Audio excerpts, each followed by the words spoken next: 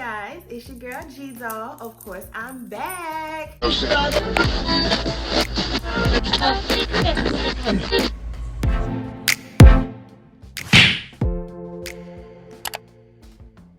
back like I promised with another video, and this video will be about some movie reviews. So it will be posted either Thursday or Friday on my YouTube channel, because what I'm thinking is, you know, I got my Mondays on lock. So I'm thinking start the week with G, end the week with G. You know what I'm saying? Like, to get you through your work week, you push through, start with me, then you made it to the end, another reward. More me. So I'm thinking this video will probably be posted on Friday. So yeah, this video is going to be about me reviewing a couple movies.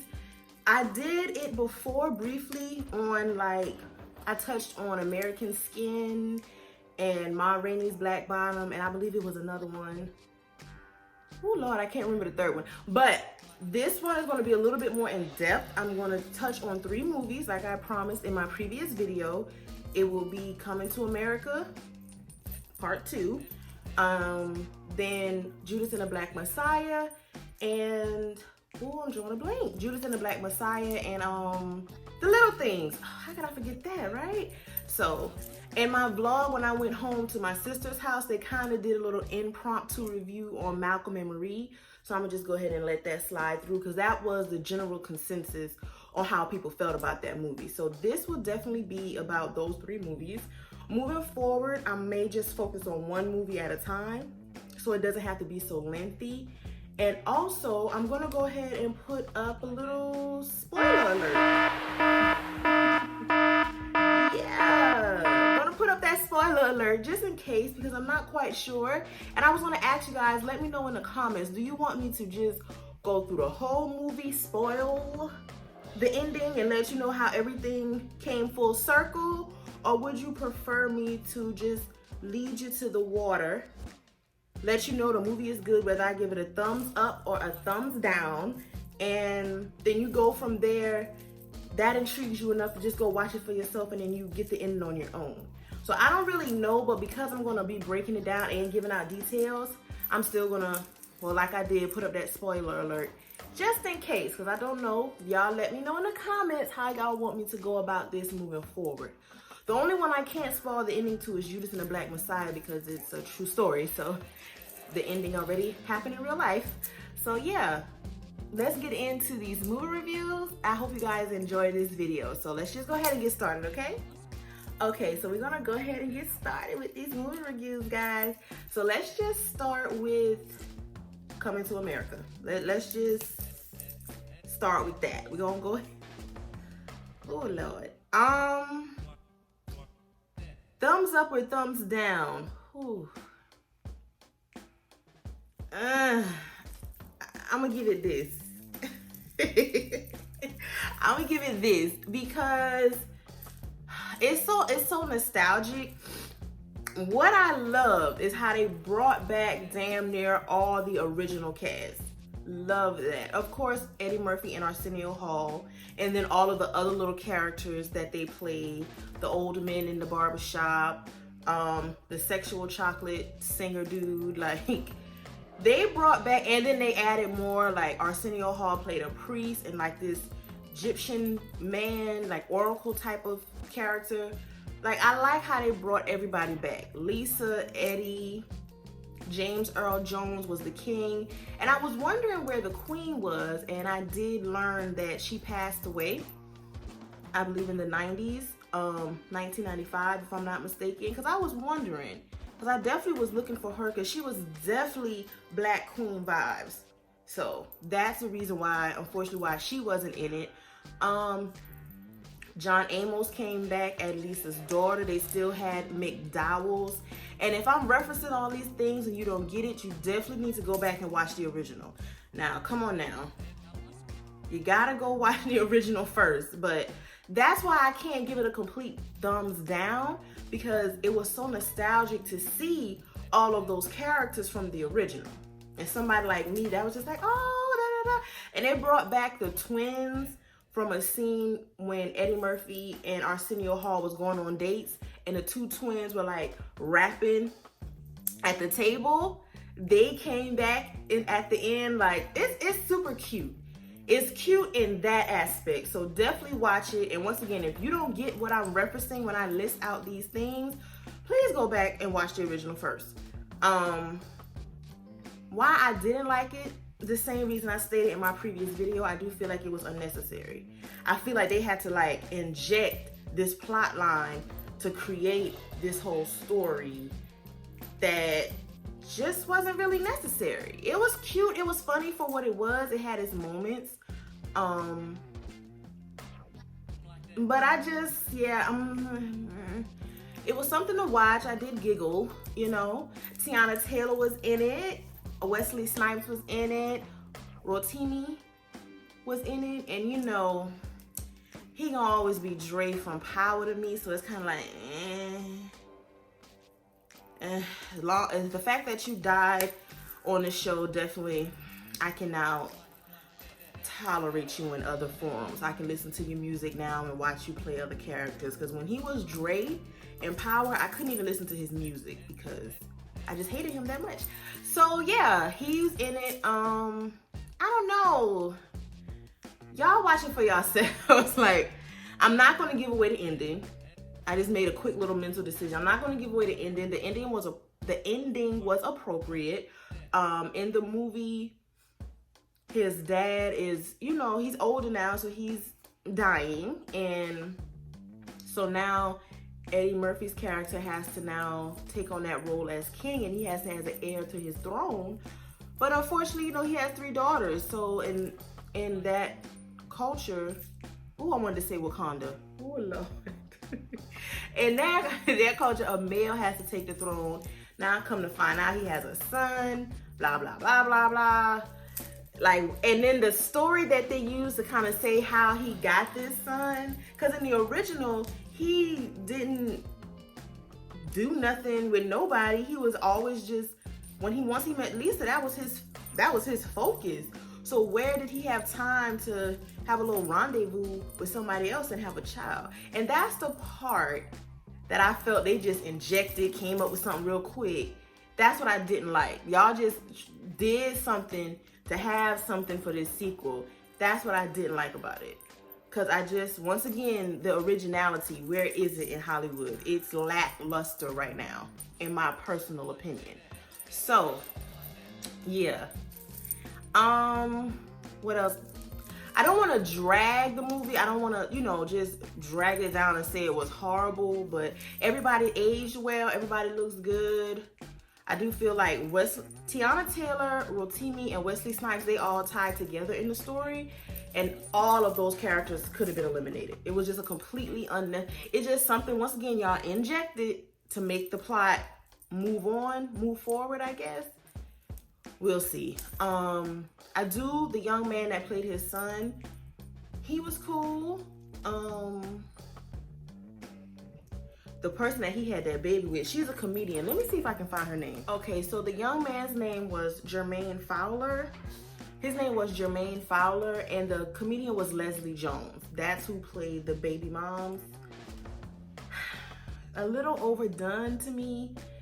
It's like they were trying real hard to be funny. I don't know, y'all. Y'all gotta watch it for yourselves. They were, in my opinion, they were really reaching for that joke, like pulling, like, you gonna laugh, I'm gonna keep doing some stupid stuff until you laugh. And I wasn't laughing. Mission failed. I'm gonna let y'all watch it for yourselves. I don't even want to talk too long on Coming to America, because it just kind of was like, to me. So that's just how I felt about Coming to America. So let's just move this thing on along to something with a little bit more depth, a little bit more meaty, something with some, you know, substance, okay? So now we're going to talk about Judas and the Black Messiah. As you can see, this smile represents thumbs up. Thumbs up. I loved it. I love a based on a true story that sticks to the story. It's going to be a dramatization. It's a movie. It's going to be a little embellishment, but the core root of the story stayed factual. And I love that, respect that. I'm all for that. Of course, it was produced by Shaka King and Ryan Coogler. Ryan Coogler is just on fire, honey. Also, tying him into Coming to America, he wanted to direct Coming to America, but Eddie Murphy declined his offer. Not quite sure the reasonings on that, but that's crazy. Like, he wanted to direct Coming to America, but was turned down. Maybe if he did it, it would have got a thumbs up. Moving on. So, Judas and the Black Messiah was great. I am a growing fan of Daniel Kaluuya and Lakeith Stanfield. I love them. They were both also in Get Out together. I love to see actors come together in multiple movies. I don't know why, and they're probably not even friends or talk to each other like how I envision it in my head. But irregardless, it makes me smile. And I loved Get Out too. Dang, I wish I was doing movie reviews back then. I'm gonna have to do an old school one. But anyway, Judas and the Black Messiah was based on Fred Hampton, and he was the leader of the Chicago chapter of the Black Panther Party. And you guys, when he died, he was only 21. When they killed him, he was 21 years old. All of the stuff, you have to go back, look up Fred Hampton, look up his speeches, because now that the movie came out, of course, it's easier to get access to all of those things. Fred Hampton was a powerful intellect. He was just so brave, so selfless at such a young age. It's really crazy. I could not believe that he was only 21 years old. So that's who Daniel Kaluuya played. And Lakeith Stanfield played the infiltrator. He played the traitor in a sense. He played William O'Neill. He was like a car thief. He was young as well. He was a teenager, even younger than Fred Hampton. He was a car thief. He was impersonating an FBI agent to get people, I guess that was in his rules to get the car, got caught up, and now the FBI has him by the balls, for a lack of a better term. So either you're gonna serve this time, or you can infiltrate Fred Hampton's chapter of the Black Panther Party so we can take him down because he's becoming too powerful. You know, they don't like when we get too powerful, honey. When people listening and getting stuff start moving around, people taking them serious. So I do think he was in a tight spot. A lot of people love calling him a traitor. Like his last, because he was under witness protection, and he finally did like an interview, and Lakeith Stanfield nailed the look. Go look up William O'Neill's interview. Right after that interview aired, he killed himself. He ran into traffic and committed suicide. And I would like to think that's because of the guilt of what he did. I do think they took advantage of a young mind. He made a very selfish decision. He should have just served his time. But I will say, you never know what you're gonna do when your back is against the wall. You're in survival mode. You don't know what you would do. But I see a lot of comments under his interview saying, rest in peace, go to hell, I hope you're burning in hell. Like, people really don't like him for what he did. He died. His legacy is known as a traitor against his own people. But it just shows how the FBI saw an opportunity and they ran with it. And I also love how it's a great young black cast. Ashton Sanders is in it, Lil Rel Howery, Algie Smith. It's just like a great cast. Martin Sheen plays Edgar Hoover. He nailed that role as well, even though he was quote unquote the enemy in the movie, because he was just, Fred Hampton was pissing him off, honey. He did well in his role too. He definitely played his part well. It just was a movie that just, everything that happened in that movie happened in real life. I also would like to highlight the young actress that played his love interest. Her name is Dominique Fishback. She played Deborah Johnson. And Deborah Johnson in real life goes by a completely different name now. It's a more cultural name. I don't want to mispronounce it. If anything, I'll just put it down below. So that's what she goes by now. And when Fred Hampton was assassinated, she was 8 months pregnant. So Fred Hampton Jr. never got to meet his dad, you know? He just learns of heard the stories, I'm sure, pictures, whatever, but he never got to meet his dad. His dad was assassinated. I mean, they broke into his home. He was already under the influence of drugs because William O'Neal put something in his drink to make him kind of just real comatose, like he couldn't wake up, and it shot him in the head twice. Ain't that crazy? All because of the threat they felt that he was bringing. Because Fred Hampton was uniting everybody. The Rainbow Coalition, do research on that, people. He was bringing all the underachievers together, all the underdogs. So it wasn't just about black people with him. It was everybody. That was what the Rainbow Coalition meant. We're all gonna come together to fight the man, to fight the government for equal rights. Because it's not just black people that weren't getting their rights. It was definitely other cultures as well. So I like the way his mind worked. He wanted literally, when he said everybody, he wasn't just talking about black people. He wanted everybody to come together so we can be a powerful movement. And you know they wasn't having that. They had to X him out, baby. He had to go. So I would definitely give Judas and the Black Messiah a thumbs up. Great movie. Watching the movie, and I had heard of Fred Hampton. I knew who he was. Didn't really know about his death and the role that William O'Neal played and how the FBI. I didn't know all that. I'm not gonna lie, but I did know the name Fred Hampton. So this definitely, after watching the movie, I went and watched all the interviews I could find, all the speeches, all the backstories, all the documentaries. It just intrigued me to want to just learn about this man and just learn of what he did and everything he sacrificed for the culture. So, and I think if you watch the movie, it will do the same thing for you. You can't help but be intrigued and inspired and want to learn everything you can about this man. And also learn about William O'Neal. I think he's very slighted in this movie. I think he's a complex character, a complex man. You have to remember, he was a teenager. You know what I'm saying? So I definitely think he was taken advantage of. Of course, the right thing to do would be, you got caught doing your crimes, serve your time. Not, oh, I don't want to go to jail, so let me set this other man up. Like, that's not cool. That's a very selfish decision that he made. But you have to think of the mind state he was in. And that interrogation room, we already know how that goes. Like, it's no telling how they sold this to this young man. He's panicked, he's scared. You're not dealing with regular cops here. You're dealing with the FBI. Like, this is next level stuff. So I watched his interview. The only public interview I'm pretty sure that he ever did. And he grew a strange bond with the FBI agent that he was working with. Hold on, let me get his name, y'all. Ooh, what was his name?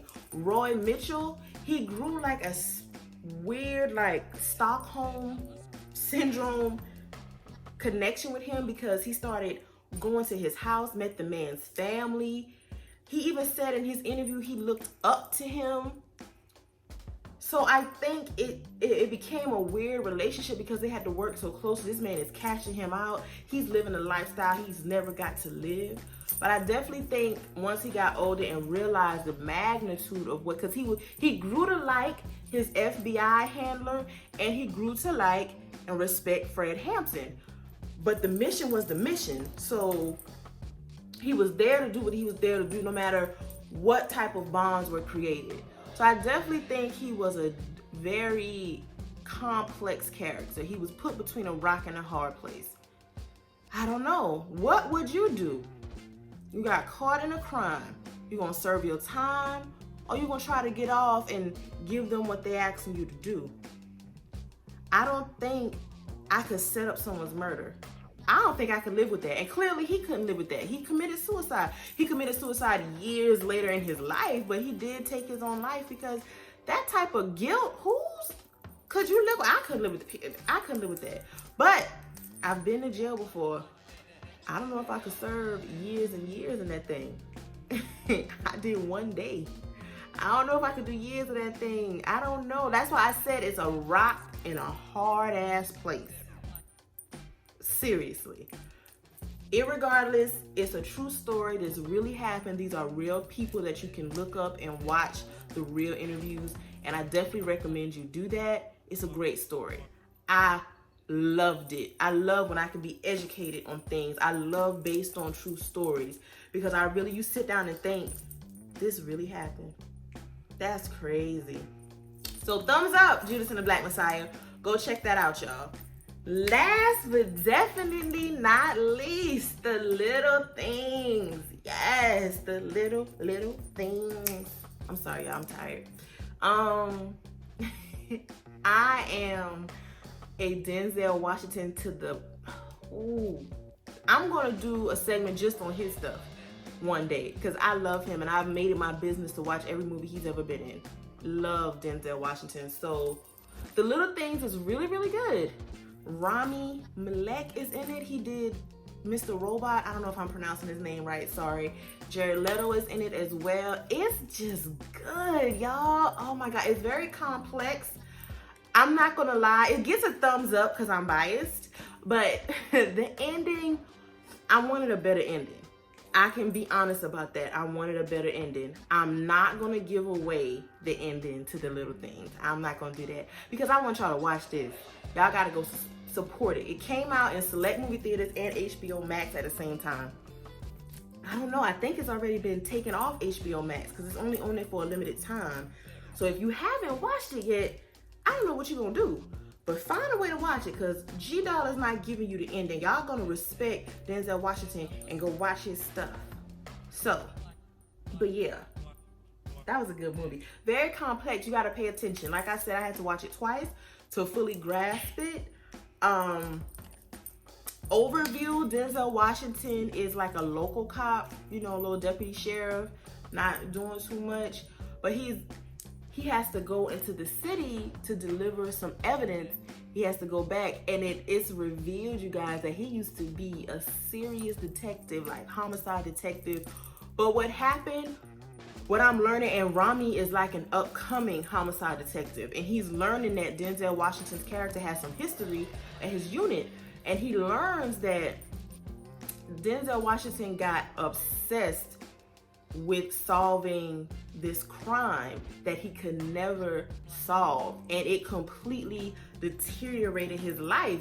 He had to resign from that position, and that's why he's now just like a local little patrol car cop. He had a heart attack, he got a divorce behind this, and has an estranged relationship with his children because he got so obsessed with solving a case, it just totally consumed him. I think that happens in that field a lot because it was towards the end you can kind of see how it can happen because Rami's character has a wife, 2 young daughters, he's a family man, but you just slowly see how the wife calls, you so into your work, tell her I'll call her back later. Something happening with the kids, oh my God, I forgot, because you want to solve this case to give that family peace and give justice to the crime, but you have a family at home too that you have to love and attend to as well. So I think in that field and that type of career, you have to find a balance, and I think that's not easy to do. That's a plot point of the movie. Like, you have to not let these cases consume you. But what do? Because you're a homicide detective. It's your job to solve the crime. But when the crime and the culprit is so tactful and tedious, and it's like, you know it's him, but you can't quite put your finger on it by law, it's crazy, and it will drive you crazy. And that's what's happening in this movie. That's why he says it's the little things. It's the little things that'll get you caught. It's the little things that'll keep you up at night. It's the little things that we overlook that can solve a crime. It's a good movie, y'all. You gotta pay attention. You gotta listen to every conversation that the characters have. You have to pay attention to body language, everything. I'm making it my business to not give away the ending. So I'm really thinking of my words and everything that I'm saying right now. The ending is good, but it's slightly disappointing. Let me see what I can say. Do you figure out who's committing these murders? Because it's murders that's happening present day that Denzel Washington's character feels that happened, that's related to the murders that he never solved back in the day. So he feels like they're connected. So him and Rami team up together, try to figure this whole thing out. Jared Leto is the weirdo guy that they feel that's behind this in some form or capacity. But he's that weirdo guy that's smart. He's weird, he's smart at the same time. So he knows what he knows. Every time they think they being slick, he catch them up. Like, I know y'all was watching me. I know y'all be following me. I know y'all think I did this. Prove it. I'm sorry. Like, that's the vibe that he's giving off. So yeah, it's good. It's like cat and mouse. Like that cat and mouse. We thought we had you. Nah, you don't. Right there, gotcha. Nah, you don't. So it's a good movie. It's very intriguing. You're definitely gonna want to watch to the end. Like, you'll be on the edge of your seat. I wanna. Oh, man. So watch the movie. If I keep talking, I'm gonna tell the ending, and I really, really, really don't want to do that. So now, for anybody that's watching that didn't get to watch it, you're not comfortable going to the theaters, because I don't even know what theaters are open, what theater would still be showing it, or you don't have HBO Max, and even if you do have HBO Max and it's no longer on there, let me know in the comments if you want me to tell you the ending, and I might go ahead and respond back and let you know what happened. So just let me know in the comments. I really just want everybody just to kind of like watch it. Like, my cousins and my uncle have taught me movie etiquette. You never give away the ending. You let someone let them let you know that, okay, you can go ahead and tell me what happened, but you never just give the ending. Like, that is the quickest way to piss them off. If you tell them the ending to a movie, they is upset. So I've learned to not do that. So I want my movie reviews to kind of be not as soon as the movie come out, because I want to give people a chance to watch it. However, I want to give you enough details to where it intrigues you. Like, hey, I wasn't going to watch that, but since G-Dog making this sound like it might be it, I'm going to go ahead and give it a chance. So that's kind of what I want my movie reviews to be like. I don't want to definitely tell you every single detail, but the way that they do trailers nowadays, they tell you the whole damn movie in the trailer. Do y'all agree or disagree with that? Because that's another conversation I've had with some movie lovers that I know. Do you guys feel like the trailers and the previews nowadays give away the whole movie? So you can kind of tell what's about to happen. You watch the preview, you basically don't watch the whole damn movie. Do y'all agree with that or do y'all disagree with that? How do y'all feel about that? Let me know in the comments what you guys think. But I will say, I love when the preview, you feel like it's giving you the whole movie, and then you go watch it and it is a complete, like, they really clickbait you. Like, it was nothing like what you thought. I love that. Because sometimes the previews have deleted scenes and it didn't even make it to the final cut. So yeah, just voice your opinion on that, because people definitely feel like that. Nowadays they give away too much details in the preview. So this was just my second attempt at a movie review. Like I said, next time I want to just focus on like one movie at a time and just let you guys know how I felt about one movie at a time. I think I want to take it back and do an old school this or that with like the quote unquote quintessential black movies. I think I definitely want to do that, because when I say I've seen it all, I've seen it all. So I definitely want to do a this or that with our cultural, you know, the movies that you feel like every black person should have watched. Boys in the Hood, The Wood, Menace to Society, Love and Basketball, Woo, Booty Call, Set It Off. You know, all that stuff, all that genre. The Best Man, like everything, Brown Sugar, all that stuff. Like, I've seen it all. Because every movie that I just named, I've seen. Crooklyn, all the Spike Lee joints. Like, I've seen it all. So I think I want to dive into that maybe. Ooh, The Brothers. The Brothers was good. Like, all of that. Barbershop, Beauty Shop. I'm trying to think real far back. Quintessential stuff. Like, all that stuff. Ooh. The Color Purple. Beloved. all of that stuff, even the slave movies that make me too emotional and I only watch them one time and that's it, like all of that stuff. So I think I'm gonna do that one day as well. I'm not quite sure what I'm gonna zone in next, but I do want to touch on documentaries and TV shows too. It doesn't always have to be a quote unquote movie. So yeah, I hope you guys enjoyed my quick overview of some current movies that I have watched. I'm definitely going to continue this. Like I said, mainly one movie at a time, one show at a time, or whatever the case may be. And we're going to go from there with that. So I hope you guys enjoyed it. Let me know in the comments how you want it to go moving forward. Do you want me to tell you the ending? Do you want me to just give you the little details? How do y'all feel about previews? Let me know what y'all want me to watch, and I will be happy to watch it, to review it, expand my horizon, because I may feel like I've watched everything under the sun, and it's probably stuff that I've never even heard of that I would love. So yeah, thank you guys for watching my movie buff moment. That's what I'm gonna call it, because I am a self-proclaimed movie buff. Love movies, always have. So yeah, don't forget to like, comment, and subscribe, and I will see y'all in the next video. I'm about to go to bed, y'all. I'm tired. Bye.